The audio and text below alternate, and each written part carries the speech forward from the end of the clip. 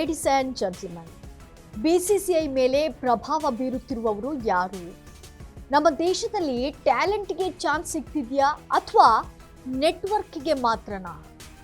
BCCI ಮೇಲೆ ಪ್ರಭಾವ ಬೀರುತ್ತಿರುವವರು ಯಾರು? ಟೀಮ್ ಇಂಡಿಯಾದಲ್ಲಿ ಈಗ ಆಟಕ್ಕಿಂತ ರಾಜಕೀಯ ಜಾಸ್ತಿ ಆಗಿದೆ ಅಂತ ಯಾಕೆ ಹೇಳಲಾಗ್ತಿದೆ? ನೆಕ್ಸ್ಟ್ ODI ಕ್ಯಾಪ್ಟನ್ ಆಯ್ಕೆ ಆಗೋದು ಪ್ರದರ್ಶನದಿಂದಾನಾ ಅಥವಾ ಪ್ರಭಾವದಿಂದಾನಾ?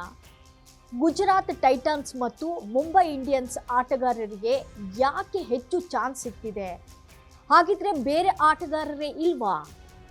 ಬಿಸಿಸಿಐ ಒಳಗೆ ನಿಜವಾಗಿಯೂ ಅನ್ಸೀನ್ ಪವರ್ ಗೇಮ್ ನಡೆಯುತ್ತಿದೆಯಾ? ಸಾಮಾನ್ಯ ಕುಟುಂಬದಿಂದ ಬಂದ ಆಟಗಾರರಿಗೆ ನಾಯಕತ್ವ ಅವಕಾಶವೇ ಇಲ್ವಾ? ರೋಹಿತ್ ಶರ್ಮಾ ನಂತರ ಭಾರತದ ODI ತಂಡವನ್ನು ಮುನ್ನಡೆಸೋದು ಯಾರು? ಎಲ್ಲ ಕಂಪ್ಲೀಟ್ ವಿವರವನ್ನ ಹೇಳ್ತೀನಿ ಕೇಳಿ.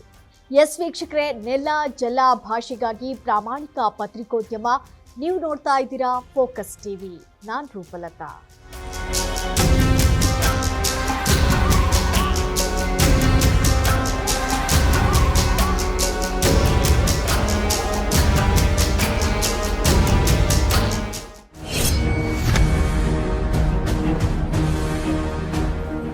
ಭಾರತೀಯ ಕ್ರಿಕೆಟ್ನಲ್ಲಿ ಈಗ ಒಂದು ದೊಡ್ಡ ಚರ್ಚೆ ಶುರುವಾಗಿದೆ.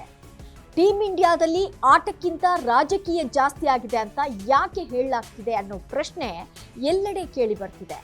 ರೋಹಿತ್ ಶರ್ಮಾ ನಂತರ ಭಾರತದ ODI ತಂಡವನ್ನ ಮುನ್ನಡೆಸೋದು ಯಾರು ಅನ್ನೋ ಕುತೂಹಲದ ಮಧ್ಯೆ ಕೆಲ ಆಟಗಾರರ ಹೆಸರೇ ಮತ್ತೆ ಮತ್ತೆ ಕೇಳಿ ಬರ್ತಿವೆ. ವಿಶೇಷವಾಗಿ ಮುಂಬೈ ಇಂಡಿಯನ್ಸ್ ಮತ್ತು ಗುಜರಾತ್ ಟೈಟನ್ಸ್ ತಂಡದ ಆಟಗಾರರಿಗೆ ಯಾಕೆ ಹೆಚ್ಚು ಅವಕಾಶ ಸಿಗ್ತಿದೆ ಅನ್ನೋ ಚರ್ಚೆ ಜೋರಾಗಿದೆ.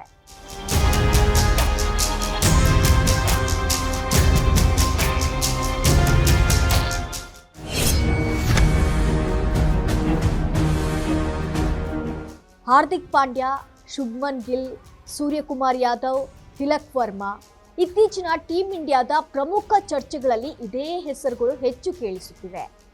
ಇದರಿಂದ IPL ಫ್ರಾಂಚೈಸಿಗಳ ಇನ್ಫ್ಲೂಯೆನ್ಸ್ ಭಾರತೀಯ ತಂಡದ ಸೆಲೆಕ್ಷನ್ ಮೇಲೆ ಇದೆಯಾ ಅನ್ನೋ ಅನುಮಾನ ಮೂಡ್ತಿದೆ. ಕೆಲ ಕ್ರಿಕೆಟ್ ವಿಶ್ಲೇಷಕರ ಪ್ರಕಾರ ಇಂದಿನ ಕ್ರಿಕೆಟ್ನಲ್ಲಿ ಪರ್ಫಾರ್ಮೆನ್ಸ್ ಜೊತೆಗೆ brand value, social media popularity, commercial market ಮತ್ತು ಫ್ರಾಂಚೈಸ್ ಬ್ಯಾಕಿಂಗ್ ಕೂಡ ದೊಡ್ಡ ಪಾತ್ರ ವಹಿಸುತ್ತಿದೆ. ಅದಕ್ಕಾಗಿಯೇ ಕ್ಯಾಪ್ಟನ್ಸಿ ಮತ್ತು ಲೀಡರ್ಶಿಪ್ ರೇಸ್ನಲ್ಲಿ ಕೆಲವು ಆಟಗಾರರು ಸದಾ ಮುಂಚೆ ಕಾಣಿಸ್ತಾರೆ ಎನ್ನಲಾಗ್ತಿದೆ.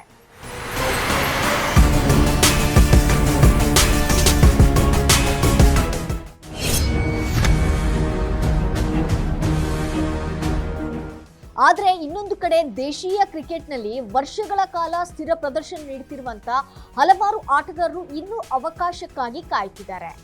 ರಣಜಿ ಟ್ರೋಫಿ ಮತ್ತು ಡೊಮೆಸ್ಟಿಕ್ ಕ್ರಿಕೆಟ್ನಲ್ಲಿ ನಿರಂತರವಾಗಿ ಉತ್ತಮ ಪ್ರದರ್ಶನ ನೀಡಿದ್ರೂ IPLನಲ್ಲಿ ಹೈಪ್ ಇಲ್ಲದ ಕಾರಣ ಅವರಿಗೆ ರಾಷ್ಟ್ರೀಯ ತಂಡದಲ್ಲಿ ಅವಕಾಶ ತಡವಾಗ್ತಿದೆ ಅನ್ನೋ ಆರೋಪವೂ ಕೂಡ ಕೇಳಿ ಬರ್ತಿದೆ.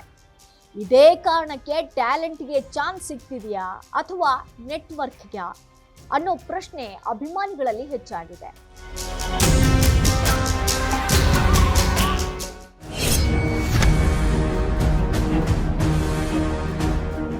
IPL ಈಗ ಕೇವಲ ಕ್ರಿಕೆಟ್ ಟೂರ್ನಮೆಂಟ್ ಅಲ್ಲ, ಇದು ಸಾವಿರಾರು ಕೋಟಿ ರೂಪಾಯಿಗಳ ಬಿಸಿನೆಸ್ ಎಂಪೈರ್ ಆಗಿದೆ. ದೊಡ್ಡ ಉದ್ಯಮಿಗಳು, ಕಾರ್ಪೊರೇಟ್ ಬ್ರ್ಯಾಂಡ್ಸ್ ಮತ್ತು ಫ್ರಾಂಚೈಸಿ ಓನರ್ಸ್ಗಳ ಪ್ರಭಾವ ಭಾರತೀಯ ಕ್ರಿಕೆಟ್ ಮೇಲೆ ಹೆಚ್ಚಾಗ್ತಿದೆ ಅನ್ನೋ ಚರ್ಚೆಯೂ ನಡೀತಾ ಇದೆ. ಆದರೂ ಟ್ರಾನ್ಸ್ಪರೆನ್ಸಿ ಕಡಿಮೆ ಇರೋದ್ರಿಂದ ಅಭಿಮಾನಿಗಳ ಅನುಮಾನಗಳು ಹೆಚ್ಚಾಗ್ತಿದೆ.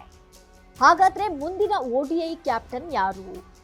ಶುಭ್ಮನ್ ಗಿಲ್, ಹಾರ್ದಿಕ್ ಪಾಂಡ್ಯನ ಅಥವಾ ಸಂಪೂರ್ಣ ಹೊಸ ಮುಖವೊಂದು ಬರಬಹುದಾ?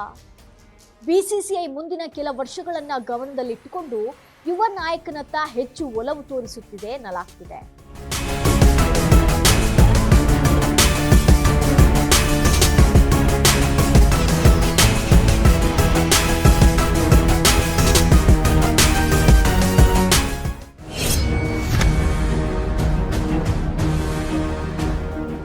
ಗಿಲ್ಗೆ ಕನ್ಸಿಸ್ಟೆನ್ಸಿ ಮತ್ತು ಕಾಮ್ನೆಸ್ ಪ್ಲಸ್ ಪಾಯಿಂಟ್ ಆದ್ರೆ, ಹಾರ್ದಿಕ್ಗೆ IPL ನಾಯಕತ್ವದ ಅನುಭವ ದೊಡ್ಡ ಅಡ್ವಾಂಟೇಜ್ ಆಗಿದೆ.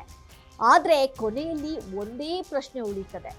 ಟೀಮ್ ಇಂಡಿಯಾದಲ್ಲಿ ನಾಯಕತ್ವ ಮತ್ತು ಸೆಲೆಕ್ಷನ್ ಪ್ಯೂರ್ಲಿ ಪರ್ಫಾರ್ಮೆನ್ಸ್ ಮೇಲೆ ಆಗ್ತಿದೆಯಾ ಅಥವಾ ಇನ್ಫ್ಲುಯೆನ್ಸ್ ಮತ್ತು ಪವರ್ ಗೇಮ್ ಕೂಡ ನಡೆಯುತ್ತಿದೆಯಾ?